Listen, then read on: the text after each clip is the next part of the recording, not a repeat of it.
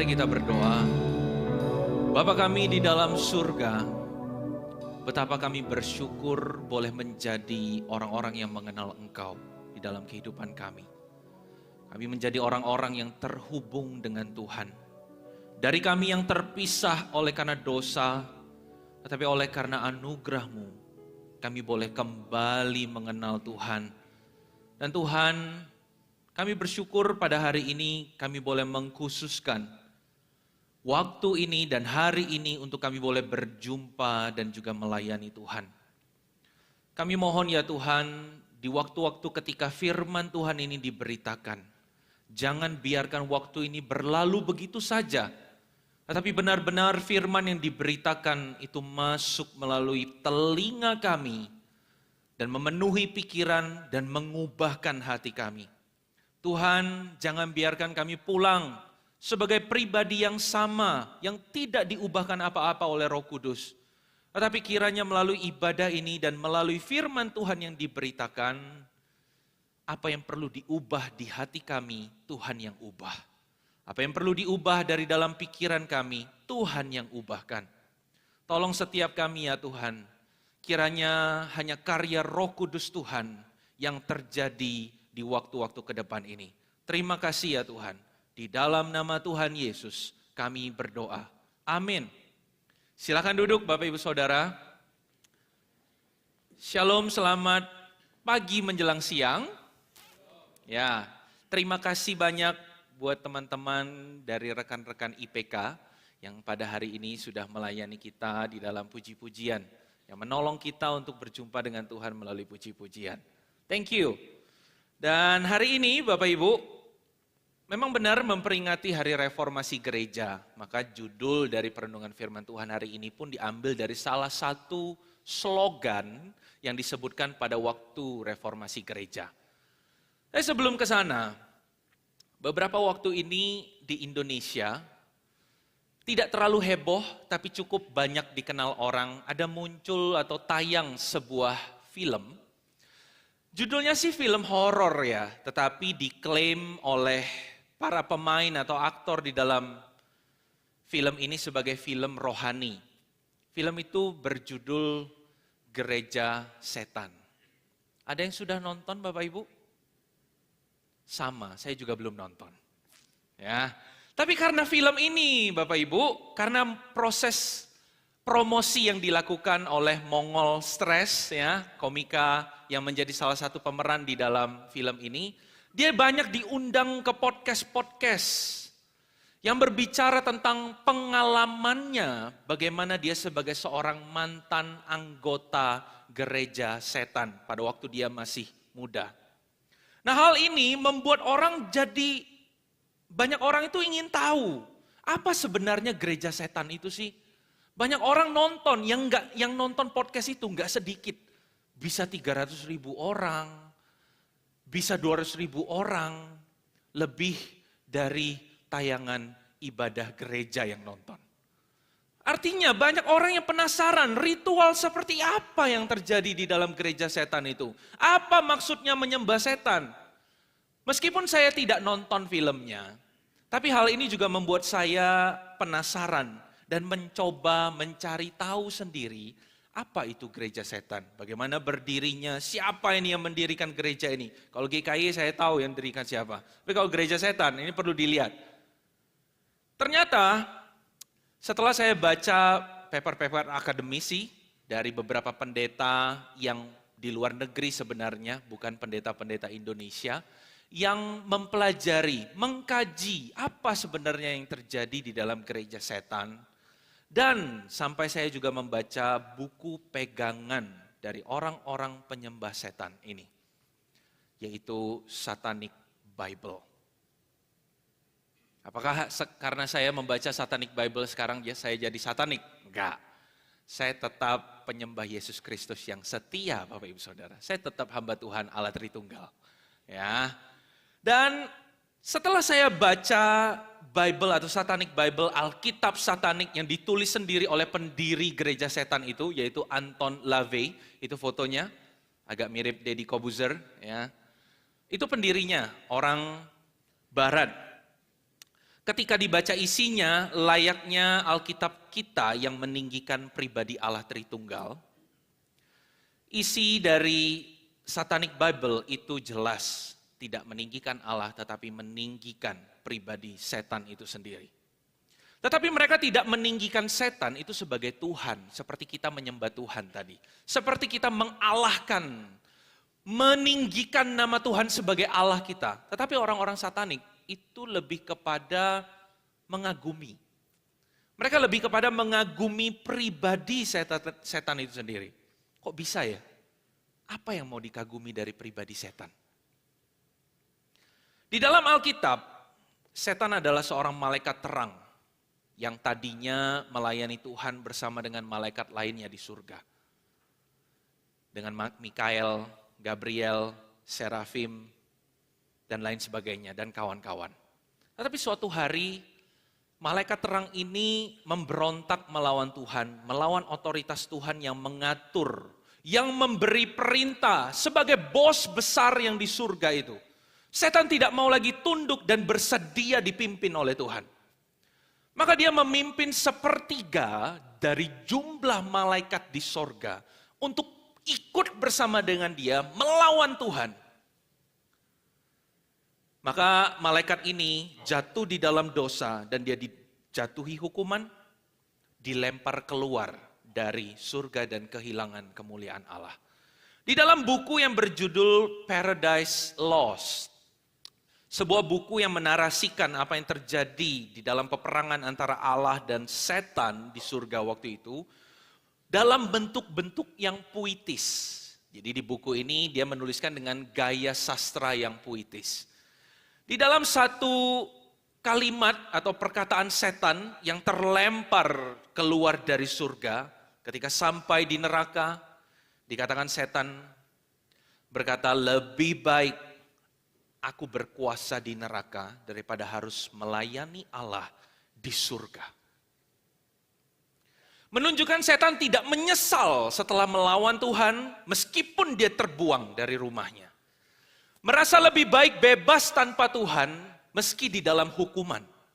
Daripada harus tunduk di bawah perintah Tuhan walau dalam kemuliaannya. Berdasarkan kisah-kisah Alkitab inilah, tentang kejatuhan setan, perlawanan setan kepada Tuhan, membuat orang-orang satanis, rombongan dari LaVey itu mengagumi sosok setan itu, yang dinilai sebagai pribadi yang gagah berani untuk melawan hukum-hukum Tuhan yang dianggap oleh mereka sebagai pengekang, yang membatasi mereka untuk bebas, menghalangi mereka untuk mencapai kebebasan yang mereka inginkan. Jadi mereka menganggap pribadi setan itu, wah ini keren bagi mereka. Berani melawan Tuhan. Nah hal ini juga membuat para pengagum setan tidak hanya sekedar mengagumi, tapi mengikuti apa yang setan lakukan. Yaitu melawan Tuhan terang-terangan. Itulah kenapa kalau kita lihat lambang-lambang di gereja setan atau di bangunan-bangunan gereja setan, ada satu lambang selain bintang ini. Ya ini bukan bintang kecil di langit yang biru, bukan, ini bintang merah Bapak Ibu ya. Lambang apa Bapak Ibu? Salib terbalik. Ini menandakan bukan sekedar penghinaan bagi mereka terhadap Kristus, terhadap anak Allah itu, tetapi ini sebagai lambang pemberontakan dari mereka. Salib itu dibalikkan sama mereka. Dan inilah yang menjadi nilai pengajaran yang utama di dalam gereja setan. Yaitu kebebasan tanpa batas. You are free. Kamu bebas mau melakukan apapun. Itu ajaran inti mereka. Mereka tidak mengajarkan membunuh. Tidak mengajarkan menyiksa orang. Seperti yang kita lihat ya kalau kita nonton di YouTube. Kesaksian-kesaksian orang. Gereja satanis itu didokumentasikan sebagai kultus yang berdarah-darah, minum darah bayi, minum darah kambing, memperlihatkan sesuatu yang menyeramkan. Tetapi gereja setan modern hari ini Mereka bahkan tidak memperbolehkan anggota-anggotanya itu menyakiti anak kecil. Humanis sekali. Mereka tidak mengajarkan atau melarang para pengikutnya menyakiti binatang. Nendang anjing itu nggak boleh. Mereka mengajarkan apa yang terlihat baik di mata dunia. Kamu nggak boleh menyakiti anak kecil, terlihat baik. Jadi mereka tidak mengajarkan orang untuk menjadi jahat, tetapi menjadi bebas. Orang-orang diajarkan untuk bebas dari Tuhan, tidak menaruh diri di bawah otoritas Tuhan, tolak Tuhan itu sebagai Tuhan, menolak untuk tunduk dari segala hukum dan perintah yang tercatat khususnya di dalam kitab suci kita. Alkitab berisi banyak sekali ajaran-ajaran Tuhan. Banyak sekali hukum-hukum dan perintah-perintah yang Tuhan berikan kepada kita sebagai teladan atau pedoman hidup. Orang-orang satanis melihat Alkitab inilah yang mengekang. Hukum-hukum perintah-perintah Tuhan inilah yang mengekang semua kebebasan manusia.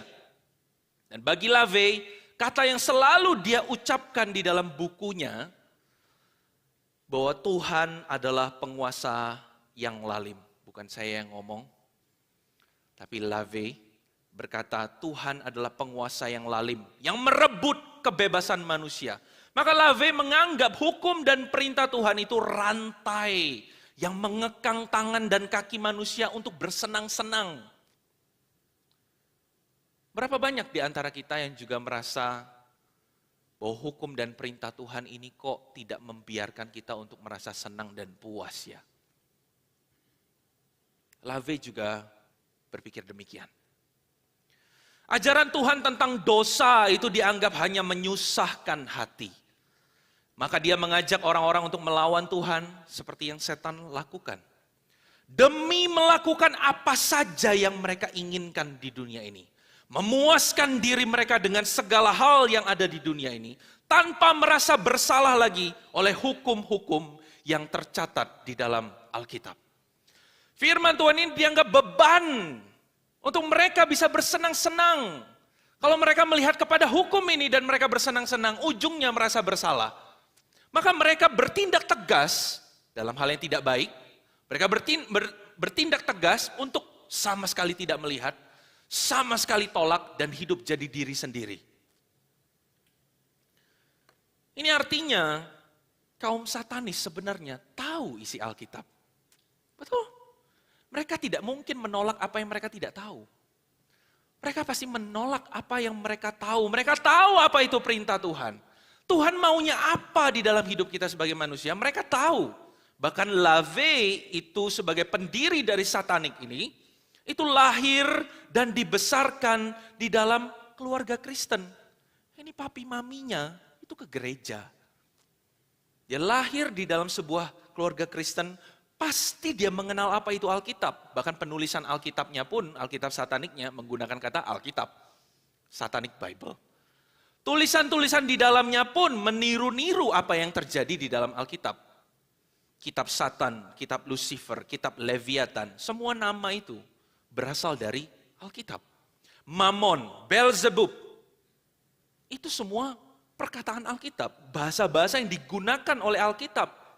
Tetapi di tengah pengetahuannya tentang Alkitab, di tengah kemahirannya tahu tentang ayat-ayat Alkitab, ia lebih memilih untuk melawan dibandingkan tunduk di bawah firman itu. Jadi dari sini kita tahu Bapak Ibu, cara kerja setan itu bukan geser-geser kursi meja makan kita waktu kita lagi tidur malam-malam. Kerjaan setan itu bukan pukul-pukul piring kita ketika kita lagi tidur malam. Mungkin itu tukang somai yang lewat, bukan setan. Setan itu juga bukan bekerja berdiri di sudut pintu rumah kita dengan rambut panjang yang menutupi wajahnya. Kasih gunting, suruh potong rambut. Atau dia gak jelas kerjaannya nungguin di pohon, nungguin di rumah kosong, dan lain sebagainya. Kita berpikir setan itu bekerja dengan demikian. Tidak pernah, tapi dia bekerja itu dengan suara di dalam pikiran dan hati kita. Kalaupun ada setan yang demikian, pukul-pukul piring, malam-malam gangguin kita tidur, itu pasti yang kroconya. Itu bukan yang kaptennya atau kopralnya. Pasti itu anak buah yang masih kecil, yang masih magang. Tapi kalau yang kaptennya, dia tidak bekerja lagi dengan suara yang seram. Ketawa, hihihihihi. Tapi dia ketawa di sini, dia mempertawakan kita ketika kita jatuh dalam dosa. Dia berbicara di dalam hati atau pikiran kita, kita tahu nih sudah ya, jangan bersaksi dusta, jangan berbohong, kamu jangan memberi kesaksian palsu. Kita tahu perintah itu. Tapi setan akan berkata dalam pikiran, enggak apa-apa bohong sekali, kan ada bohong putih. Enggak apa-apa loh bohong, kan orang lain juga bohong. Oh iya juga ya, lalu kita bohong. Itu bukan suara Roh Kudus, itu Roh Kudis. Dan kita tahu nih perintah jangan berzina. Jangan berhubungan seksual sebelum engkau menikah ataupun sesudah engkau menikah tapi dengan wanita atau laki-laki lain. Kita tahu perintah itu. Kita tahu diminta Tuhan setia dalam hal itu. Apalagi di dalam pernikahan. Tetapi setan akan berbicara di dalam pikiran dan hati kita. Enggak apa-apa loh seks di luar nikah. Toh kamu enggak paksa dia. Toh kamu sama-sama mau. Toh kokomu sendiri melakukan. Kita diajak menawar dan menormalisasi perintah yang saklek yang daripada Tuhan itu diajak ditawar. Ngapain baca firman Tuhan? Buku kuno itu. Ngapain kamu ke gereja? Lanjut tidur. Mana dia? Kok nggak datang KU2? Ketiduran ternyata. Misi utama musuh kita itu bukan membuat kita takut dan membuat kita tidak bisa tidur. Bukan. Tapi misi utama dia itu membuat kita sejauh mungkin terpisah dari Tuhan. Misi dia itu membuat kamu jangan sampai kita itu terlihat kebenaran Allah itu. Jangan sampai kita menengok kepada Tuhan. Dia akan berusaha mengarahkan wajah kita kepada hal-hal yang bukan Tuhan. Dia akan berusaha untuk mengalihkan pikiran kita jangan sampai kita melihat kepada firman. Dia akan alihkan sejauh mungkin kita terpisah dari kasih Tuhan dan kebenaran yang berasal daripada Tuhan. Ini yang terjadi ketika setan berhadapan dengan Tuhan Yesus di padang gurun. Ingat kisah itu ya? Ada tercatat di dalam kitab Injil Lukas pasal yang keempat ayat 1 sampai 13. Kita baca secara bergantian, saya dari ayat yang pertama. Yesus yang penuh dengan Roh Kudus kembali dari sungai Yordan lalu dibawa oleh Roh Kudus ke padang gurun. Ayat yang kedua Bapak Ibu.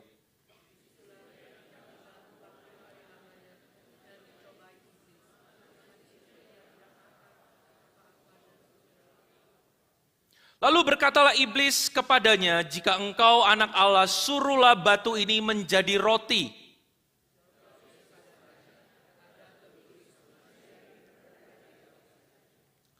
Kemudian ia membawa Yesus ke suatu tempat yang tinggi, dan dalam sekejap mata ia memperlihatkan kepadanya semua kerajaan dunia.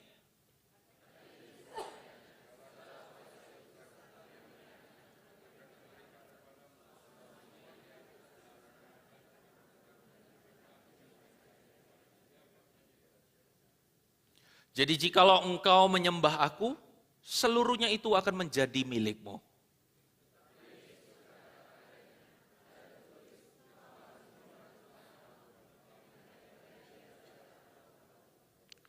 Kemudian ia membawa Yesus ke Yerusalem dan menempatkan dia di bubungan bait Allah. Lalu berkata kepadanya, jika engkau anak Allah, jatuhkanlah dirimu dari sini ke bawah.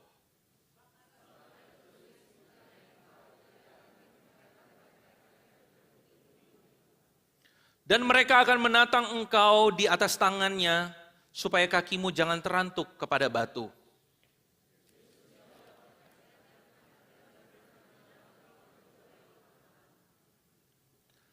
Sesudah iblis mengakhiri semua pencobaan itu, ia mundur daripadanya dan menunggu waktu yang baik.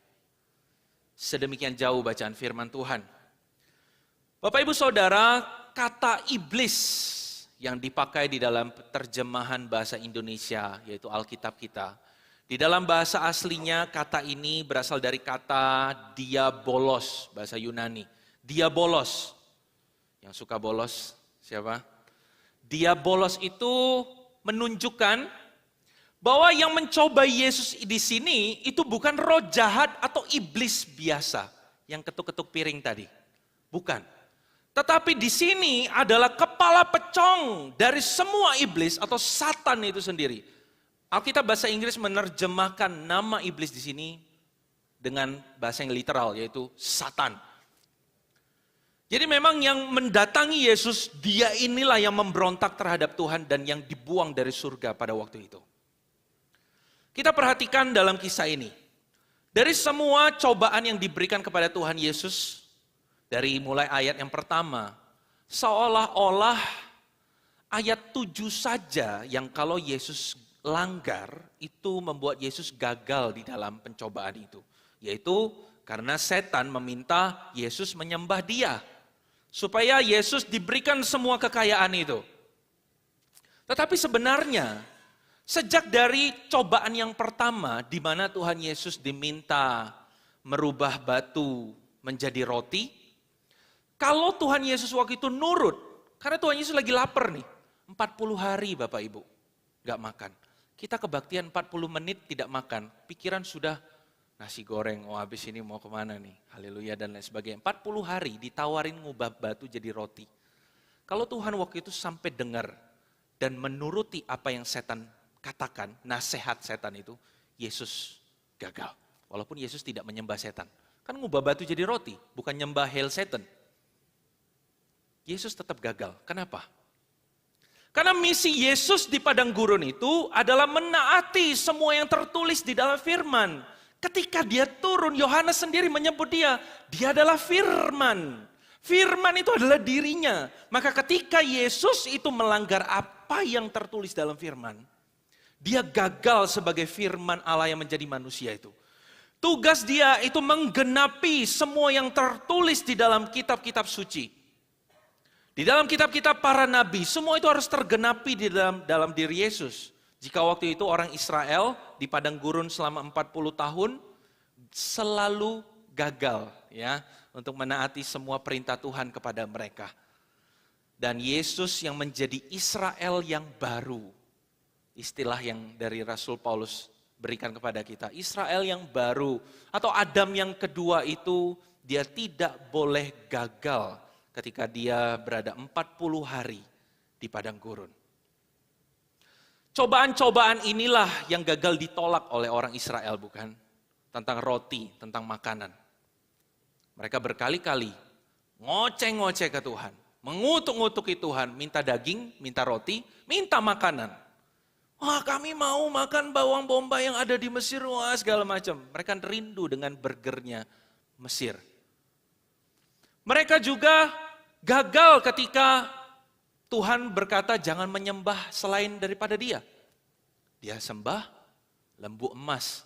10 perintah Allah Musa belum sempat turun dari gunung. Di bawah mereka udah nyembah lembu. Mencobai Tuhan Allahmu. Waduh, berapa kali saudara-saudara kita ini mencobai Tuhan Allahnya di padang gurun.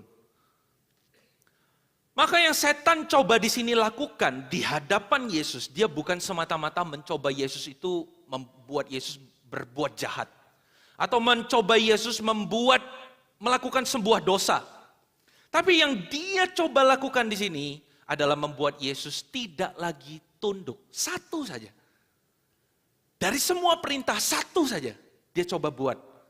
Supaya Yesus tidak lagi tunduk, cukup satu saja yang tertulis. Yesus gagal. Ya, dia mencoba untuk Yesus tidak lagi melihat atau tunduk kepada apa yang tertulis di dalam firman. Seperti yang setan lakukan sejak zaman Adam dan Hawa ya.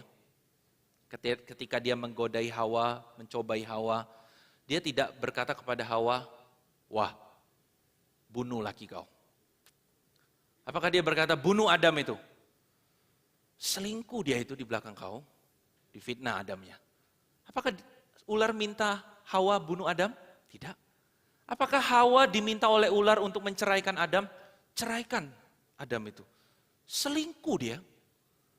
Gak setia dia itu sama kamu. Adam difitnah? Tidak. Tapi yang dicoba ular untuk Hawa lakukan di sini adalah membujuk Hawa untuk melawan perintah yang sudah keluar dari mulut Tuhan. Yaitu,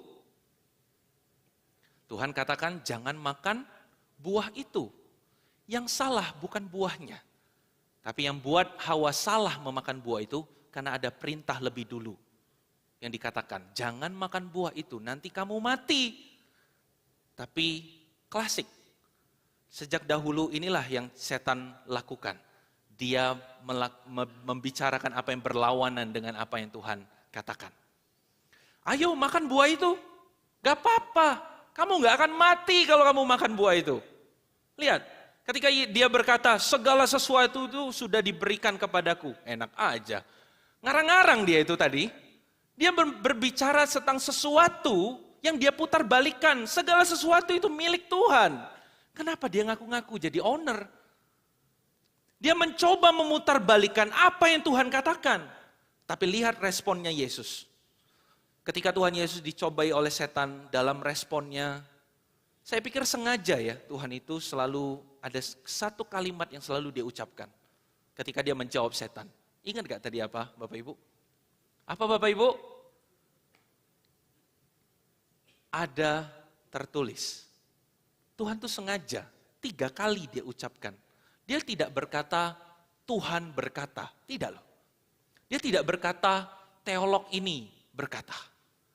Atau rabi ini pernah berkata, tidak loh. Tapi dia sengaja katakan ada tertulis, grafe, artinya sudah tergoreskan, sudah tercatat, sudah terrecord. Yesus mengutip apa yang sudah ada di dalam kitab suci. Dia tidak membuat firman baru. Dia mengutip apa yang sudah ada. Kitab suci orang Yahudi itu sama seperti kita di Perjanjian Lama. Bapak Ibu. Jadi apa yang Yesus kutip di sini itu ngutipnya dari Alkitab kita. Yesus itu mengakui keabsahan dari firman Tuhan ini. Makanya kita menyebutkan ini firman Tuhan karena Yesus sendiri salah satunya yang mengabsahkan hal itu. Dia katakan ada tertulis. Dia mengutip. Tetapi Yesus ketika mengutip, itu bukan dipakai seperti mantra ya. Pernah ada satu anak pemuda nanya sama saya, karena habis nonton Conjuring. Contoh kalau memangnya ada setan, kita baca Alkitab. Kita ayat yang mana perlu kita baca? Loh. Tunggu dulu.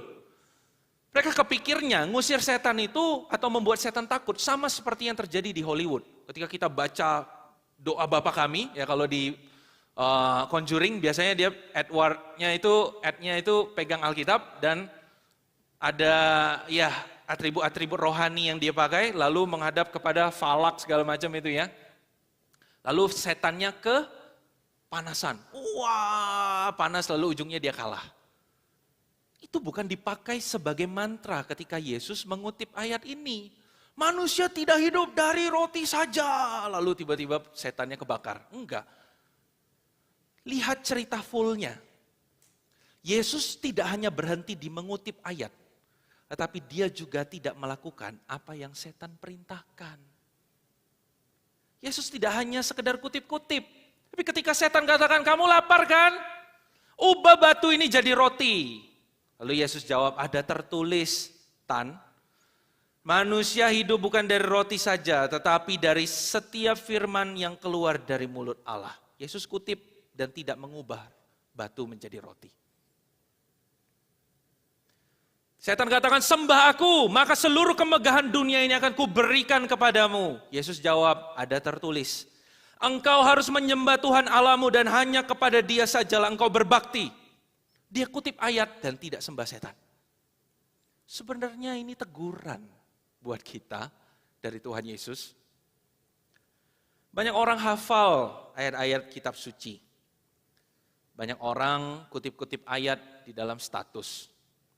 Ayat ini dijadikan status, dijadikan bio ya, kalau bahasa sekarang itu ya. Di bawah PP itu ada bio. Kita kasih ayat Alkitab di sana. Kita kutip sini, kutip situ. Di gereja kita, mulutnya kita bisa bertindak rohani dan lain sebagainya. Tapi tidak semua loh yang mengutip-ngutip itu memang benar-benar melakukan apa yang dia kutip. Tidak semua yang mengutip-ngutip itu memang benar melakukan apa yang Tuhan kehendaki, sesuai dengan apa yang dia kutip.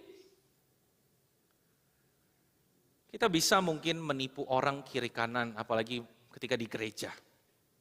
Tapi ketahuilah, Tuhan Allah tidak bisa kita tipu. Dia tahu apa isi hati kita. Meskipun status Instagram kita itu ayat Alkitab. Tapi Tuhan Yesus di sini konsisten, Bapak Ibu ya. Kita lihat yang tercatat itu. Setiap penolakannya, setiap keputusannya, responnya selalu Yesus dasari dari apa yang tertuliskan. Artinya sudah tertulis di dalam Alkitab itu. Ini artinya Yesus bukan sekadar mengutip atau dia memberitahu kepada setan bahwa dia hafal banyak ayat Alkitab, tapi dia menghidupi firman itu. Dia hidupnya itu seturut dengan apa yang tertulis di dalam firman. Lalu kita katakan, loh iya dia kan Tuhan. Wajar digodain setan gak jatuh. Wajar dia Tuhan. Lah kita manusia. Kita salah paham. Kalau kita menganggap Yesus Tuhan jadi manusia, maka ketika dia digodai setan, dia tidak bisa jatuh. Setan digodai di dalam Lukas pasal yang keempat ini, tercatat juga di Matius pasal 4. Itu bukan digodai sebagai Tuhan. Dia dicobai itu sebagai manusia. Yesus itu 100% Allah yang menjadi 100% manusia. Maka ketika dia digodai, dia tahu apa itu rasa lapar, dia tahu enaknya makan roti setelah 40 hari puasa, dia tahu apa itu kekuasaan dan kekayaan. Dia dicobai seperti kita dicobai. Seperti orang-orang Israel dulu dicobai, seperti Hawa dan Adam itu dicobai. Dia dicobai di dalam tubuh manusia. Maka ketika dia taat di sini, dia bukan cuma sekedar membuat setan itu keki. Ini orang kok enggak nurut diomongin sama setan, dicobai-cobai enggak pernah jatuh. Dia enggak cuma sekadar buat setan itu kesel. Tapi dia itu memberikan teladan Bapak Ibu. Tuhan Yesus memberikan kita teladan bagaimana kita ini manusia seharusnya hidup. Dia memberikan kita contoh kepada perkataan siapa seharusnya kita itu hidup dan tunduk. Kepada otoritas siapa atau hukum siapa seharusnya kita itu diatur. Amin. Akhirnya setan, Alkitab catat tadi ya di ayat yang terakhir, di ayat 13. Sepertinya setan capek dewek. Sudah 3 kali pencobaan dikasih orang ini tetap nurut firman. Tetap nurut firman. Pada akhirnya dia meninggalkan Yesus dan menunggu waktu yang baik. Alias setan ngambek. Selama ini bagaimana kita hidup ya? Saya bertanya juga kepada diri saya. Dan Bapak Ibu Saudara melihat bagaimana kita selama ini hidup. Setan kebanyakan ngambek dengan kita juga, karena digoda-goda nggak jatuh-jatuh,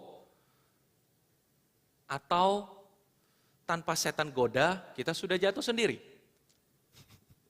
Seringkali orang jatuh di dalam dosa, membuat satu kriminal atau apapun itu perbuatan jahat, yang disalahkan setan. Setan ngomong sama saya di telinga. Loh. Belum tentu itu setan loh. Tidak selalu perbuatan jahat atau pencobaan itu datangnya dari setan. Yakobus berkata pencobaan itu seringkali datang dari keinginan kita sendiri.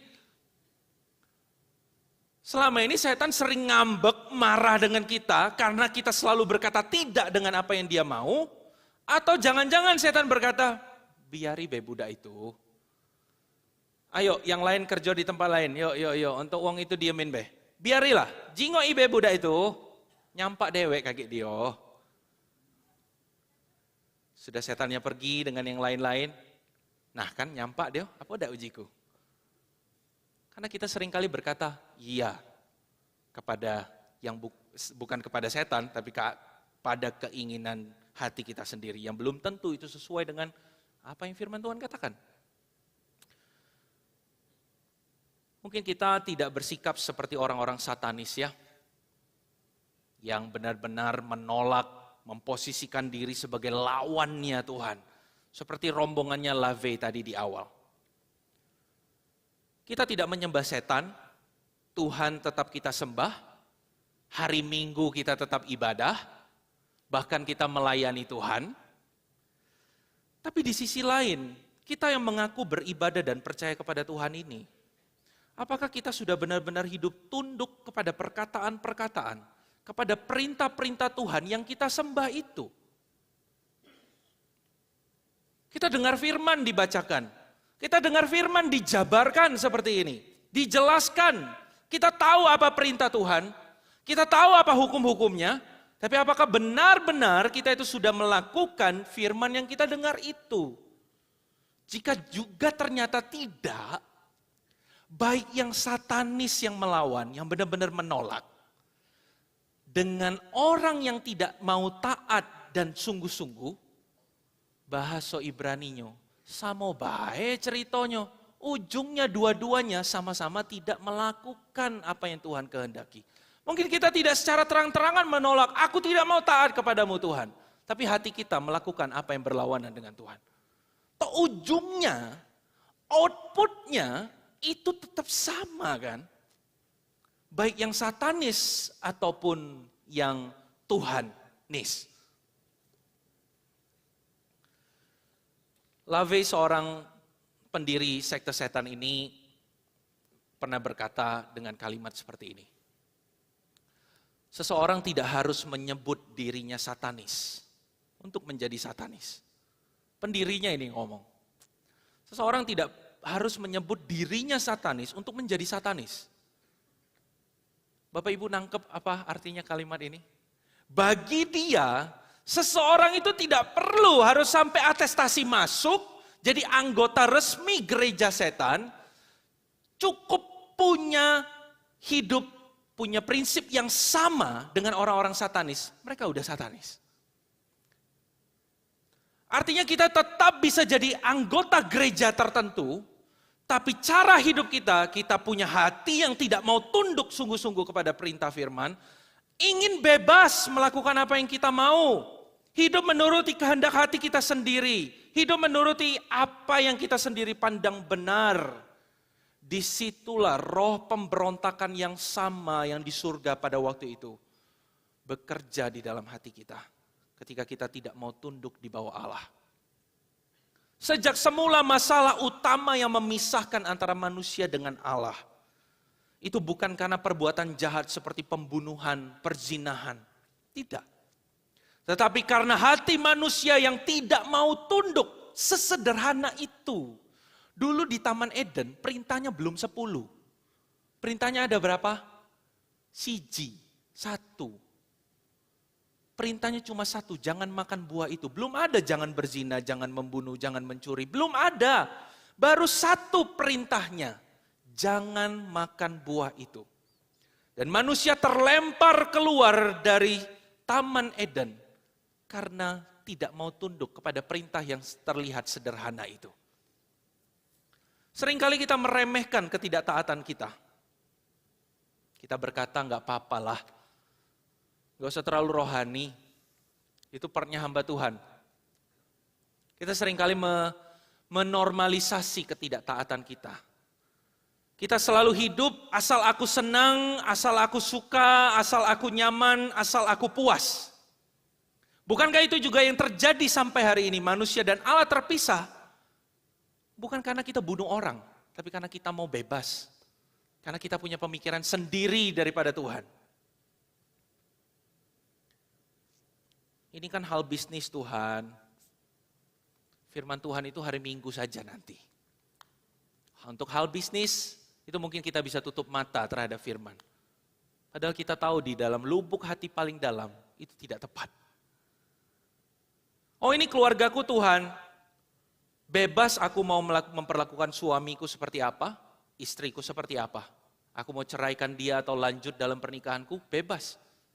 Hidupku tidak ditentukan terhadap apa kata firman. Oh ini pacarku Tuhan. Ini bebas, kalau kami mau seks bebas ya bebas. Bebas kami mau melakukan apapun. Dan hari ini di dalam tema yang berat ini, ngomongnya berat, persiapannya berat, Hari ini tema kita merenungkan firman Tuhan yang berjudul Sola Scriptura, hanya Alkitab. Ketika berbicara mengingat Sola Scriptura, kita mengingat bermula dari mana semangat gereja kita itu berdiri. Yang sejak reformasi gereja berkomitmen berdiri kembali di atas kitab suci atau firman hidup itu. Ketika Martin Luther itu mengadakan reformasi di hadapan gereja pada waktu itu. Karena bagi dia dan orang banyak, gereja itu sudah melenceng jauh. Apa yang menjadi kebijakan gereja, apa yang menjadi keputusan gereja, itu tidak didasari lagi oleh firman. Maka ketika Martin Luther mengajarkan bahwa kita harus kembali lagi kepada firman, itu sama saja dia mengajak gereja untuk berkomitmen. Jadikan firman itu sebagai dasar satu-satunya. Dasar kebenaran satu-satunya di atas segala tradisi, di atas segala pengertian dan kehendak manusia. Itulah reformasi. Sesuai dengan apa yang Tuhan Yesus ajarkan. Ini bukan ajaran Luther ya, tapi ini ajaran kitab suci. Luther hanya membahasakan itu dengan bahasa manusia. Yesus yang terlebih dahulu meneladani kepada kita. Ada tertulis, ada tertulis, ada tertulis. Selalu berdasarkan dengan apa yang tertulis di dalam Alkitab. Jika tidak tertulis, jangan lakukan. Kalau tertulis tapi dilarang, jangan juga dilakukan. Tapi sola scriptura atau hanya Alkitab, hari ini saya tidak mengajak kita hanya mengulas sejarah. Melihat kepada sejarah yang terjadi di masa lampau. Tidak, saya tidak mengajak kita juga untuk memandang Sola Scriptura itu sebagai sekedar slogan reformasi. Sekedar doktrin gereja reformasi. Tapi Sola Scriptura, hanya Alkitab, itu adalah sebuah janji setia kita di hadapan Tuhan. Janji kita itu berkomitmen bahwa hanya kepada Dia saja hidup kita itu tunduk di bawah otoritas Dia. Hanya kepada perintah Dia saja kita tunduk. Hanya kepada firman-Nya saja. Hanya. Mungkin sudah terlalu lama kita, termasuk diri saya sendiri mungkin, kita hidup lebih banyak tunduk menuruti ego kita, lebih banyak tunduk kepada perut kita, nafsu kita, pengertian kita sendiri dibanding tunduk kepada firman Tuhan. Jadi selama ini kita hidup lebih banyak dengan bukan sola scriptura, sola ego. Sola seleraku. Ini masalah seleraku. Kebenaran itu tergantung seleraku. Aku mau melakukan apa tergantung egoku. Apalagi Bapak Ibu, sola apa? Kalau makan, solaria. Sola TikTok. Apa kata TikTok? Itu kebenaran. Lihat-lihat. Di TikTok ada ini. Padahal di Alkitab ada. Kita merujuknya kepada TikTok. Kepada Instagram. Apa yang beredar di sana. Itulah kebenaran. Apa yang publik sedang bicarakan. Opini publik itulah jadi kebenaran. Banyak di antara kita. Apalagi yang teman-teman. Bapak Ibu ya. Bapak Ibu yang senior. Yang dulu menjadi teladan untuk anak cucunya rajin baca Alkitab. Rajin baca firman Tuhan. Setiap hari di dalam WA group, Bapak Ibu kirim renungan firman Tuhan, gema sinode, ayat firman Tuhan yang Bapak Ibu baca hari ini. Dikirim ke grup keluarga, send. Tapi semenjak diperkenalkan TikTok dan Instagram sama anak dan cucunya, yang diposting bukan lagi ayat Alkitab, tapi video TikTok. Tapi video Instagram, padahal dulu grup itu kalau dilihat historinya, banyak kata-kata bijak dari Amsal, banyak kata-kata bijak dari Daud yang dikutip oleh para senior kita. Tapi sekarang isinya, video anak durhaka berubah jadi ikan pari, video manusia berubah jadi babi, dikatakan bahwa kiamat sudah dekat, padahal kiamat itu tandanya bukan ada babi ngepet. Kiamat itu tandanya Tuhan Yesus datang. Alkitab kan yang menulis. Tapi sekarang hidup kita dipenuhi dengan segala macam hiburan-hiburan itu. Kita lebih suka dengan apa yang menghibur daripada apa yang membenarkan. Tapi mirisnya, sampai juga di telinga saya, ada jemaat yang hidup masih lebih percaya dengan perkataan dukun, perkataan taipa, dibanding perkataan firman Tuhan. Gawat. Oh, bagi yang tidak tahu taipa itu apa, mungkin sebagian taipa, apa itu? Dukun Chinese ya. Jadi kalau orang-orang pada umumnya di Indonesia sebutnya dukun, tapi kalau orang-orang Chinese sebutnya taipa ya.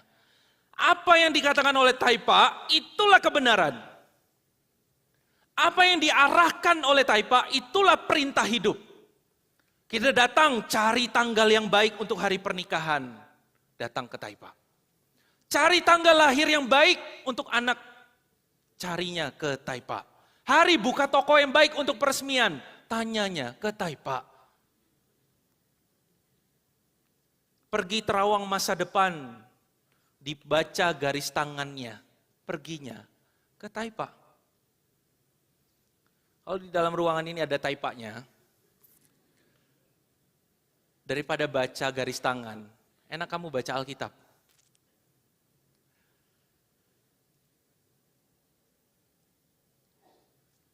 Orang-orang yang pergi ke taipa-taipa yang tadi saya bilang, hari Senin misalnya dia pergi, hari Kamis dia pergi, hari Jumat dia pergi, hari Minggu ke gereja. Minta berkat dari Tuhan.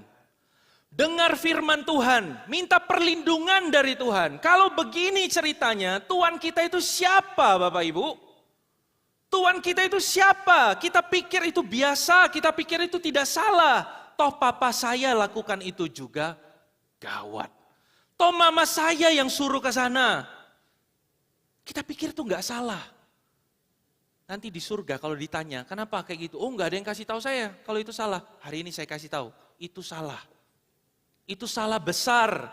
Tuhan katakan itu salah besar. Itu artinya kita selingkuh. Kita tidak setia dengan pernikahan kita dengan Tuhan. Kita tidak tunduk di bawah perintah Dia. Dan Dia cemburu. Kita lebih percaya dengan perkataan musuh dibanding perkataannya sendiri. Dia Allah yang pencemburu. Hati-hati Bapak Ibu Saudara. Jangan kita mengecewakan Allah pencipta langit dan bumi itu. Maka kita mulai hari ini harus tegas memilih. Percaya kepada Tuhan atau yang bukan Tuhan. Hanya dua pilihannya, kita tidak bisa berdiri di tengah-tengah. Tuhan dan bukan Tuhan, kita berdiri di tengah. Getah basa itu namanya. Kita harus memilih berkat siapa yang kamu mau minta. Kepada siapa engkau mau berlindung. Siapa Tuhan atas hidupmu. Perintah siapa yang mau engkau turuti. Hukum siapa engkau tunduk. Kita harus tentukan kepada Tuhan atau kepada yang bukan Tuhan. Kepada siapa isi rumah kita bersama dengan kita akan tunduk. Bukan besok kita tentukan, bukan hari minggu depan. Tapi mungkin, karena mungkin tidak ada hari esok dan hari minggu depan untuk kita. Kita tidak tahu kapan Tuhan datang kedua kali. Kita tidak tahu kapan kita dipanggil Tuhan pulang. Tetapi bukan menakut-nakuti, itu realita kehidupan setiap kita. Kesempatan bertobat selalu kita pikir ada di hari esok. Padahal belum tentu ada hari esok. Kesempatan bertobat ialah hari ini ketika firman Tuhan diberitakan. Kepada pengertian Tuhan pencipta langit dan bumi, atau kepada pengertian kita sendiri kita mau tunduk. Kepada dukun taipa orang-orang sakti kenalan orang tua kita tadi itu, atau kepada Tuhan Allah Abraham, Allah Ishak, Allah Yakub, engkau mau tunduk. Tentukan pada hari ini. Kepada siapa Bapak Ibu Saudara engkau akan tunduk mulai hari ini? Kepada Tuhan. Katakan dengan lantang, dengan keyakinan hati. Kepada Tuhan, kau mau setia kepada Tuhan. Katakan, kepada Tuhan aku mau setia. Saya ajak kita bangkit berdiri. Ada satu kalimat janji setia yang akan kita ucapkan bersama-sama. Reformasi yang kita peringatkan hari ini bukan cuma sekedar berbicara tentang pembaharuan doktrin gereja. Tapi apa yang terjadi di dalam reformasi itu adalah pembaharuan janji setia di hadapan Tuhan. Termasuk hari ini, bukan cuma gereja waktu itu yang perlu direformasi, tapi mungkin hati kita hari ini yang perlu diperbaharui janji setianya. Ada satu kalimat yang saya ajak untuk kita ucapkan sebanyak 3 kali. Sebuah janji setia antara kita dengan keluarga kita di hadapan Tuhan, bahwa hanya kepada Dia kita setia. Kita baca bersama-sama, 1, 2, 3. Aku dan seisi rumahku akan setia kepada Tuhan. Sekali lagi dengan yakin. Aku dan seisi rumahku akan setia kepada Tuhan. Sekali lagi. Aku dan seisi rumahku akan setia kepada Tuhan. Amin. Dengarkanlah firman Tuhan bagi setiap kita. Hanya kuatkan dan teguhkanlah hatimu dengan sungguh-sungguh. Bertindaklah hati-hati dengan sesuai dengan seluruh hukum yang diperintahkan kepadamu oleh hambaku Musa. Jangan menyimpang ke kanan atau ke kiri. Supaya engkau beruntung kemanapun engkau pergi. Janganlah engkau lupa memperkatakan kitab Taurat ini. Tetapi renungkanlah itu siang dan malam. Supaya engkau bertindak hati-hati sesuai dengan segala yang tertulis di dalamnya. Sebab dengan demikian perjalananmu akan berhasil. Dan engkau akan beruntung. Amin Bapak Ibu Saudara. Mari kita sama-sama berdoa di hadapan Tuhan. Bapa kami di dalam surga, ampuni kami. Kalau ternyata Roh Kudus menyatakan kepada hati kami bahwa kami ini tidak setia. Masih ada berhala-berhala tertentu yang kami sembah setiap harinya. Mungkin itu bukan patung, mungkin itu bukan orang. Tapi itu diri kami sendiri, pemikiran kami, pengertian kami. Atau mungkin secara literal kami menyembah Tuhan lain. Tuhan ampuni kami dan ingatlah akan janji kami yang kami katakan kepada Tuhan hari ini.